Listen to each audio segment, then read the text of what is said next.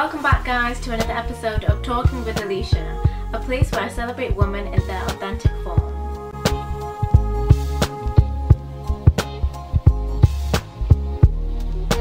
The other guest is Dr. Amy Reichelt. You're a neuroscientist and a research lecturer in the School of Health and Biomedical Sciences in Melbourne. So thank you so much for taking out the time to be a part of this. No worries. So let's start from the beginning of why you actually got into, so you did psychology at university, and why you actually got into neuroscience and that sort of field. And so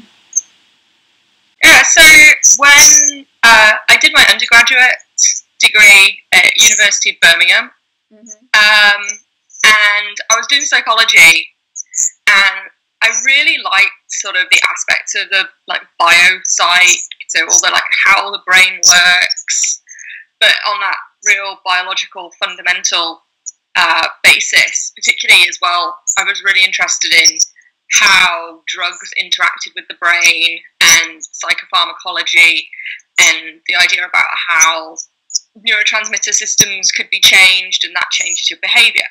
So I became really intrigued with that, and I was really fortunate to get a Wellcome Trust summer studentship while I was an undergraduate, which actually allowed me to go into a lab and do some proper research.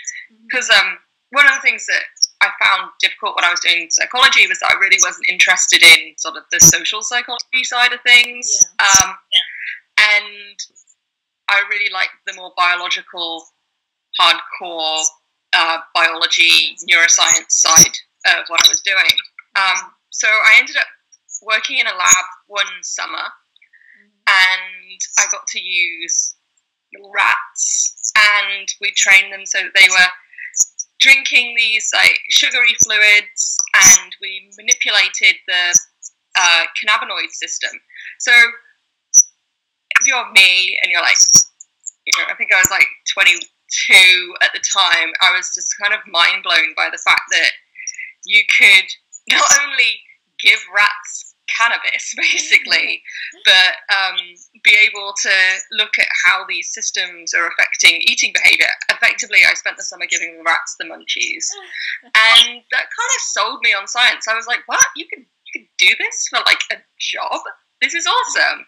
And when you were still from that, I went on and finished up my final year, and then I was really lucky to be able to start into my PhD straight off from my undergraduate, and went to Cardiff University in Wales, and they've got an excellent behavioural neuroscience facility there, and I just really wanted to look more into how the brain controls behaviour.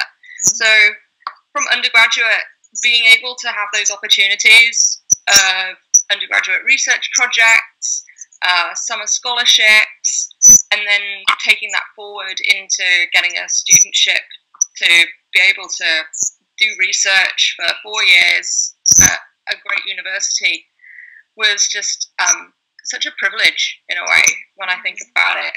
And I feel really lucky that I've been able to take it from there for my PhD. Do you want to talk about more what happened after PhD? No, I was just going to ask, if someone wants to look for the same opportunities, what would you advise them to do when they're in undergrad? Oh, can you repeat that? Sorry, my Skype broke up. It's just if someone's looking for the same opportunities like your research lab when they're in undergrad, how do you think you apply for it? Or I've never heard of that, because I'm still in undergrad right now, and there's not a lot of people in chemistry or science that go into research. It's usually just what's taught. So how do you think you would go on about doing that, like the summer scholarships or the research?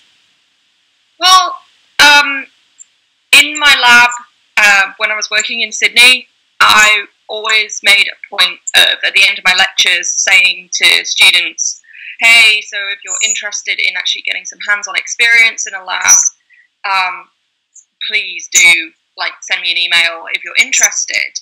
And I think that was me sort of trying to pay it forward for students. Like, I had that opportunity, and I was really lucky to be in a situation where these kind of research assistant positions were available. And I would always open my lab to show, even if it's just showing somebody something that they've never seen before. And I think that that's really important for people to get that sort of flavour from going from having an undergraduate that's, you know, very theoretical, rather than, you know, a laboratory-based practical course where it's almost vocational.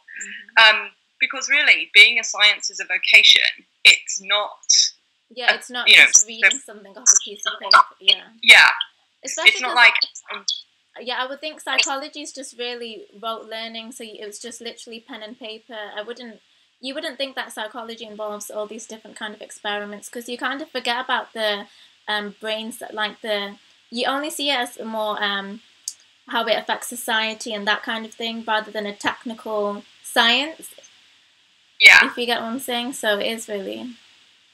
So that was one of the things that I really wanted to move away from just my undergraduate training, was to try and get so that I was a scientist rather than having a broad undergraduate degree that would qualify me basically to, you know, eventually either enter into some sort of clinical psychology or to become like occupational psychologist, or try and get into forensic psychology, or utilize that sort of degree to allow me to, you know, be a teacher, be, you know, work in human resources or that kind of field. So I come from a really scientific background, and that was one of the things that I found was important to me, was to maintain that sort of science. And doing a PhD obviously allowed me to really study science in its like more classical setting, you know, testing hypotheses, examining, you know, certain phenomena. So that was really important. I think in terms of summer studentships and research opportunities for undergraduates, they're not something that just gets given to you on a plate. Nobody's going to tap you on the shoulder.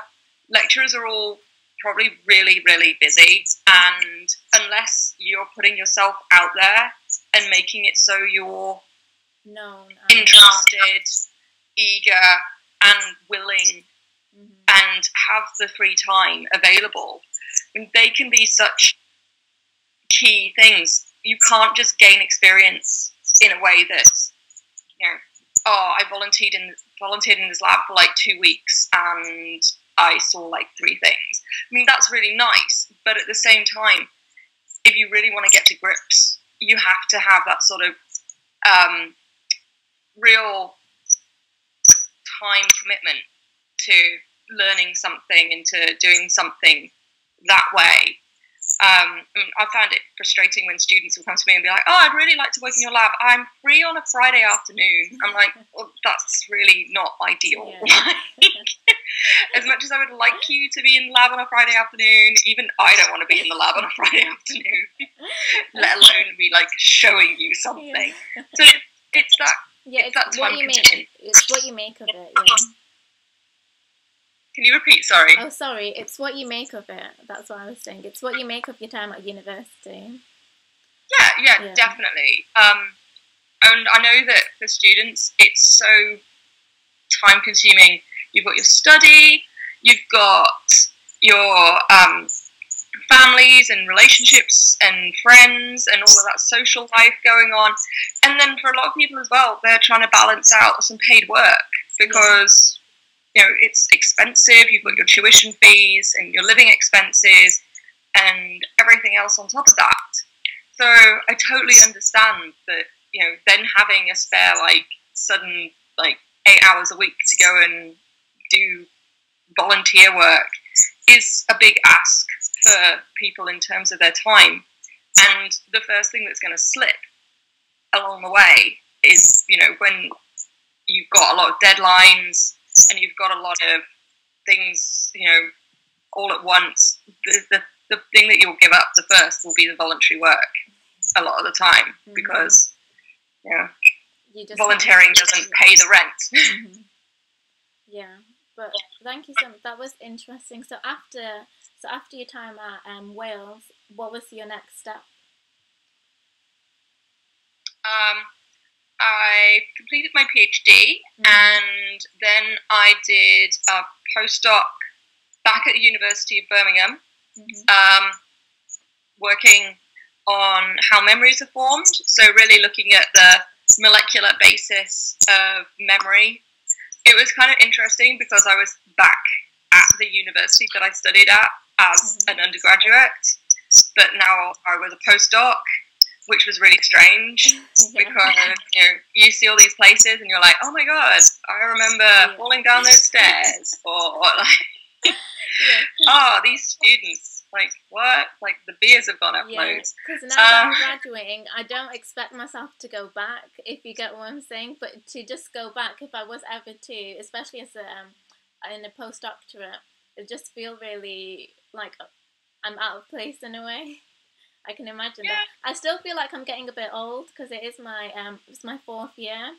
So just seeing those first years, I'm just like, I just feel really. I was in your position not so long ago, and it just feels weird seeing that contrast.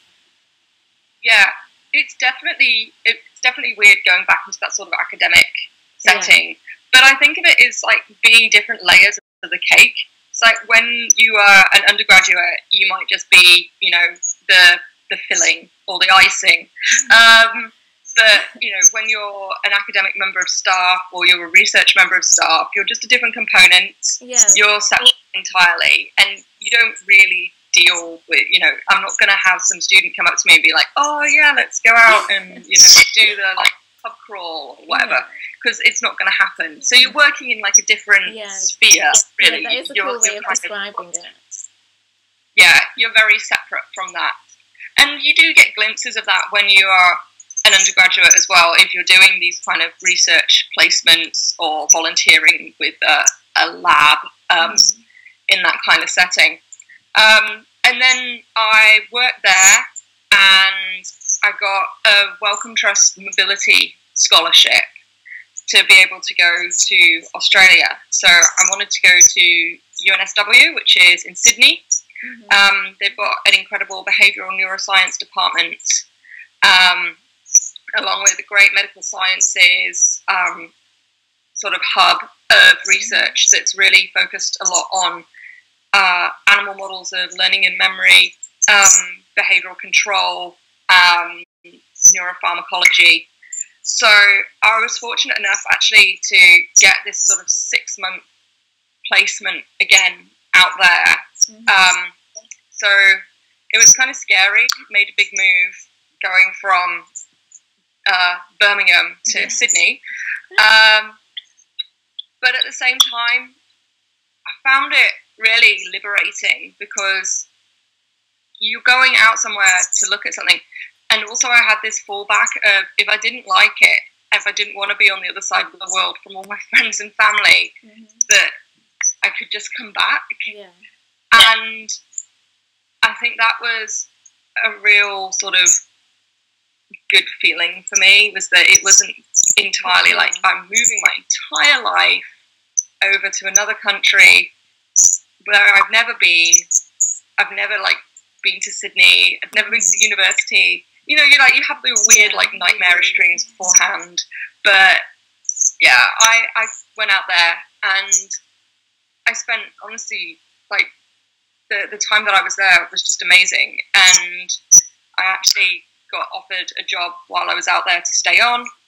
I applied for a fellowship and I was fortunate enough to be able to stay in Australia, which was a pretty awesome situation to be in.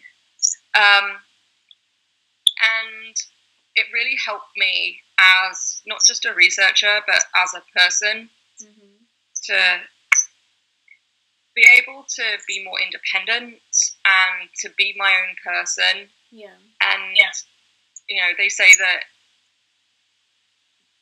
your growth really only happens outside of your comfort zone. Yeah, that is true. Spent, you know, the best part of my life Was it different to what you expected? Yeah, I mean, I thought that people in Australia just went surfing and hung out at beaches and ate barbecues all the time, but really, it's a big city in the same way as, you know, working in London or New York or any kind of westernized countries, large cities. Everyone's got a good work mentality. People are friendly. But you just have this like awe-inspiring scenery around you as well, which kind of gobsmacks you sometimes when you're like, oh my god, look, there's the opera house. Like just like walking around. How's the universities? Are they different? Like, is there anything different, or are they like the basic components the same, do you reckon? So the Australian system is, in terms of undergraduate, is pretty similar to the UK system from what I am aware. So the one thing that differs the most dramatically, I think, is that your undergraduate degree is either a 3-year for your bachelor's, but then you have to stay on for an additional year to do your honours year. And so I feel kind of, coming from the UK, that we get our honours degree within a 3-year period because you're very focused, like right from the get-go. Your lectures, if you're doing a degree in psychology, are all on psychology. Whereas I actually think that the undergraduate first year in Australia is much more diverse. So people take maybe 2 courses in their actual degree that they're studying, and the rest of it is, I don't want to say fluff, but is it like the major and minor? So you have a major and a minor. I think it's like that in America as well, where you have a major and you can choose a minor. It doesn't have to be related to your course, but it's something that you do. Maybe you're passionate about it, or But for a lot of students who are really passionate already about what they want to do when they come in, that can be quite difficult because you've got all these additional courses that you're doing before you focus. And that means that you get your bachelor's in 3 years, and then you stay on to do an extended research project for your 4th year, which only about 10% of people stay on to do. So that's another competitive course that you have to get into unless you're on a stream directly. So at UNSW, where I was working, so if you were enrolled into a Bachelor of Psychology degree, you were pretty much guaranteed, as long as you kept your GPA or your marks at above a certain threshold, you were guaranteed to enter into the honours component of the course, which then is basically doing a full-time research project over the course of a year, or 8 months, however it works out, along with some additional courses like advanced statistics in psychology, some sort of project-based other kind of interest projects. But then you produce your thesis, like a 10,000-word piece of work. It's almost like a mini master's. And again, in Australia, your master's degree will take you 2 years as opposed to 1 year in the UK. 2 years full time. Clinical and forensic psychology are again 2 years master's courses, whereas in the UK, clinical psychology is considered to be a doctorate standard. So you do your DClin Sci. So there's all these sort of subtle differences that you don't see so much. Another thing that I really noticed is that they grade out of 100 here, whereas when I was at university,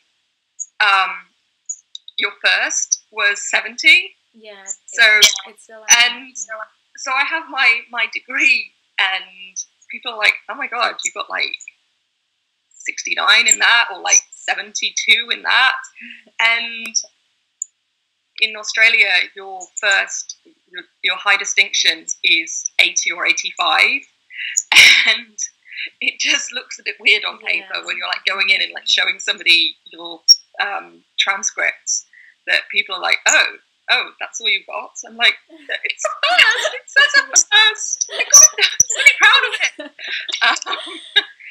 So there's all these sort of differences, yeah. that you don't really realise as you're going along. But yeah, I mean, the funding system is very similar to the UK for science and engineering. It's a very cosmopolitan place. There's lots of people from all over the world who you're working with. There are a lot of Brits in Australia. And yeah, it is a nice place to move to, so I can imagine. Yeah. And what obviously there are also sort of ties still to the UK. I was like, what advice would you give to anyone that's thinking of researching abroad or going to that kind of field? So if you, say, wanted to go and do a PhD abroad, I would massively commend you. I think that doing a PhD abroad or a postdoc abroad is an incredible opportunity to experience life in another country, and it gives you more than just the experience and research. It gives you this insight into how another system works, which I think is particularly important for future employment. If you say you go and work for a large company after you've come out of doing a postdoc or a PhD, you've got this additional insight into how things work somewhere else, because it's all different, and it's all everything varies between universities and countries and whatever. The way that I've got my job in Australia really came down to networking at conferences and getting to know people within the field that I was interested in working at, going to speak to them at conferences, and that kind of gave me a feel for what their lab was like, what research they're doing right now, as opposed to the things that they published a year ago, or it takes so long to get publications out. When you can sit and see somebody's PhD student or postdoc presenting their current work, that gives you more of a feel for what's actually going on out there at the time. So conferences were really important for allowing that kind of linking together. For doing a PhD abroad, you have to take into account that you'd be an international student and that a lot of international student fees would apply. And that was one thing that held me back when I thought about applying abroad for my PhD. How much more is it for an international student? I think it just depends on where you're actually applying to.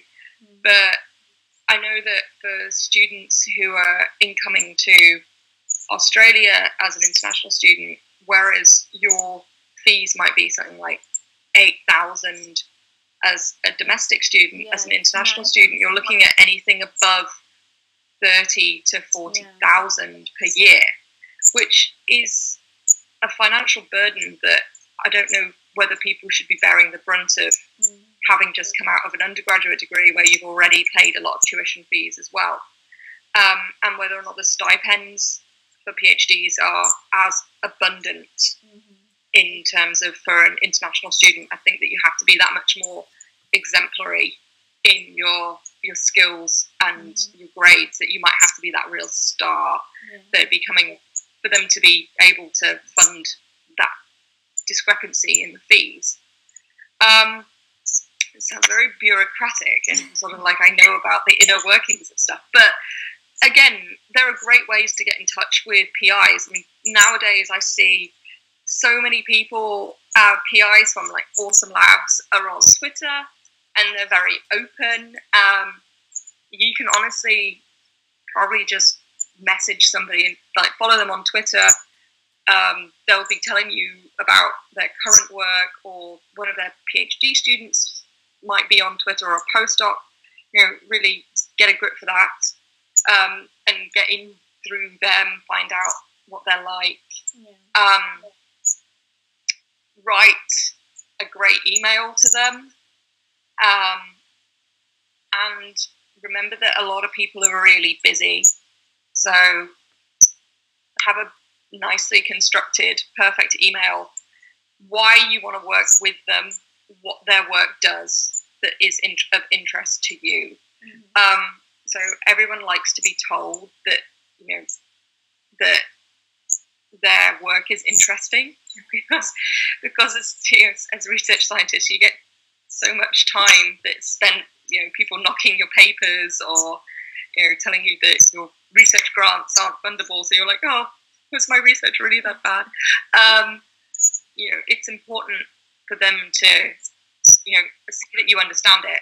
One thing I would also say is, if you're firing off an email to a load of people because you're really, really interested in doing a PhD, not so much with the people, get their name right at the email. Like, there is nothing more annoying for me when I get sent all these emails from potential PhD students or postdocs who don't even write my name. They'll be like, "Dear Professor Brown." I'm like, well, that's not me.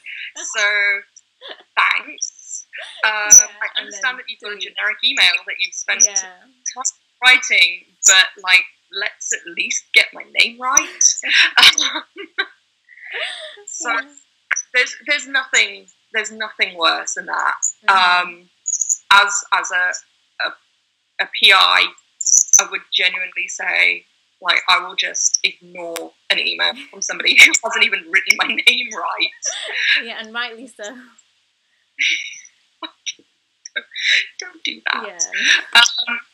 Particularly if you're like wanting them to, you know, pay for you to come out and work in their lab. Doesn't go down very well. I would say, if you can get to some conferences, if you can make appointments to go meet them, if, say, you want to maintain a domestic student position, so you want to go and work at a neighbouring university or a university somewhere else, take the time out. Just be like, hey, I'd really like to visit your lab. I want to apply for PhD. And when I actually got my PhD position, I hadn't applied for anything via, you know, find a PhD or find a postdoc.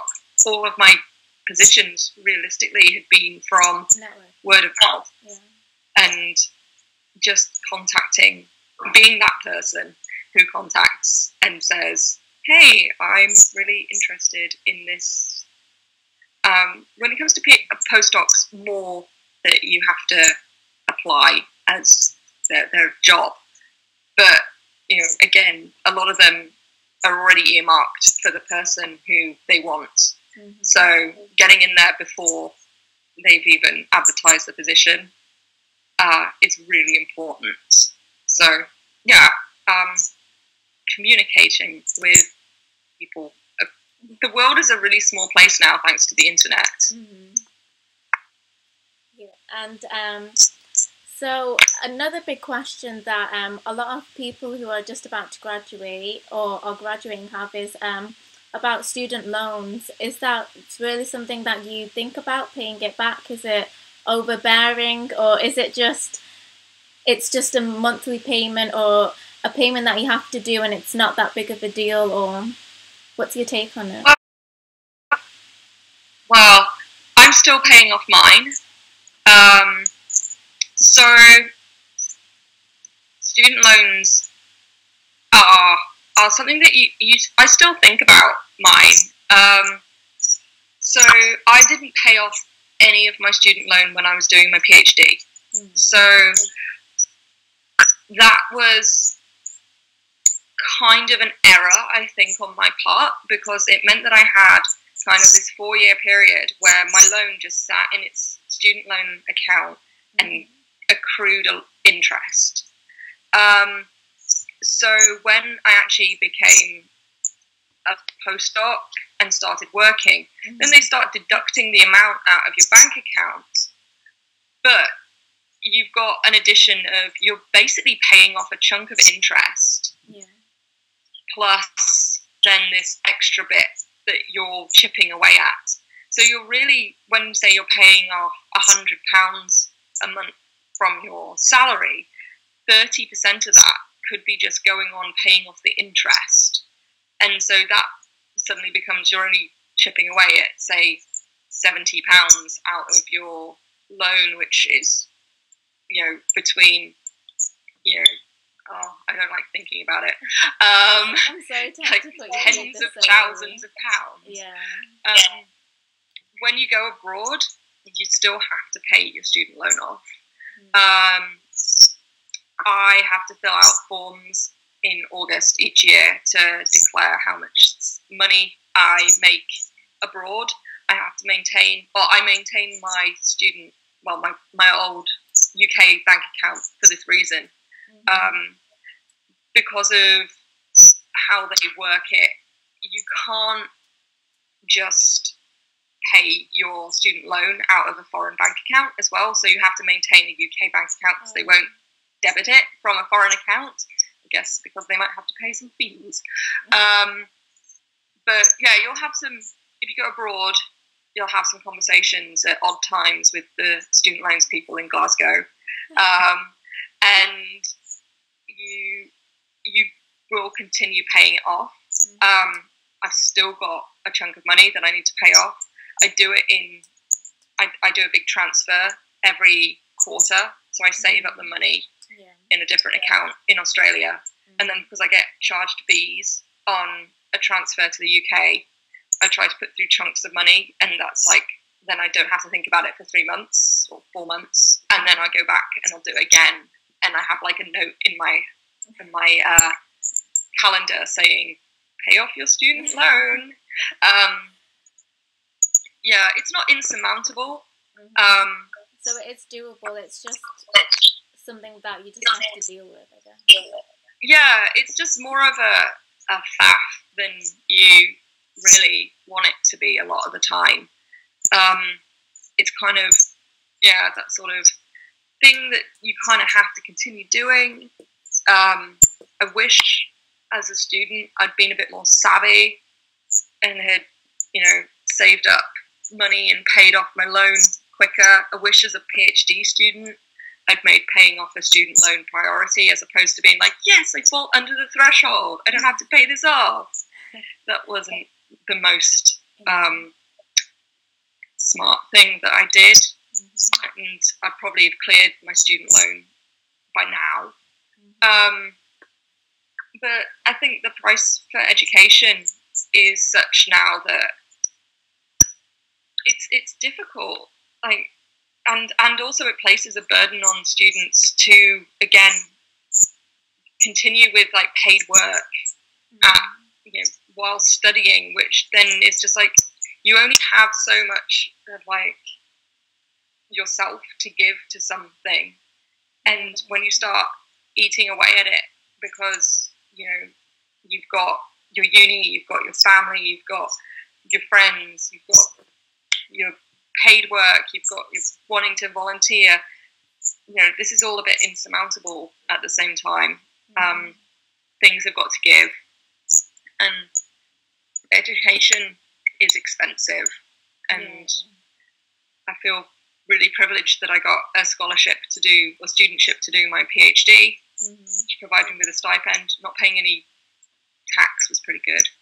But again, these things kind of, they come round in the end. You've got to face the music, pay off your student loan, get a job, pay the rent, be an adult. Yeah, that's one thing I'm not looking forward to.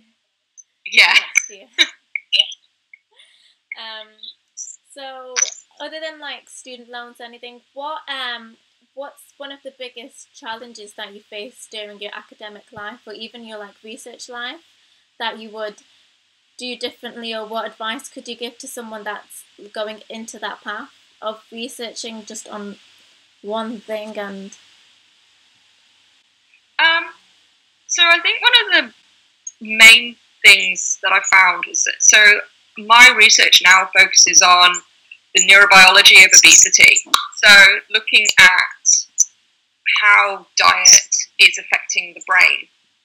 And in that encapsulates more than just saying, oh, I want to look at how diet affects the brain. So I'm actually looking at diet is affecting the body. There's molecular changes, there's genetic changes, there's cognitive changes, and so there's a whole huge range of things that you are kind of have to suddenly become a bit of an expert in. So from going from a basic, trying to be niche and understanding one part of the brain, what happens is when you come to writing your papers or writing your grants so that you can get government funding to run your lab and pay for students and rats and your lab reagents, is you have to take into account that the people who are reviewing these grants aren't an expert in your field. You're the expert. You have to sell your research to them in a way that they don't feel like in the way that they think that you're an expert, and that they think that you have also an understanding of the broader implications of your research and probably their research as well. So you kind of have to become a master of one thing, but at the same time, you have to have an appreciation and in-depth understanding of a lot of stuff that surrounds this issue. I found as well that one of the things is that I felt like the more I know about something, actually the less I know about something. So there's this like ever expanding horizon. So once you start looking at one aspect, so for instance, I started looking at neuroplasticity changes, that suddenly opens the floodgates for so many other things that you have to have an appreciation of. So it's not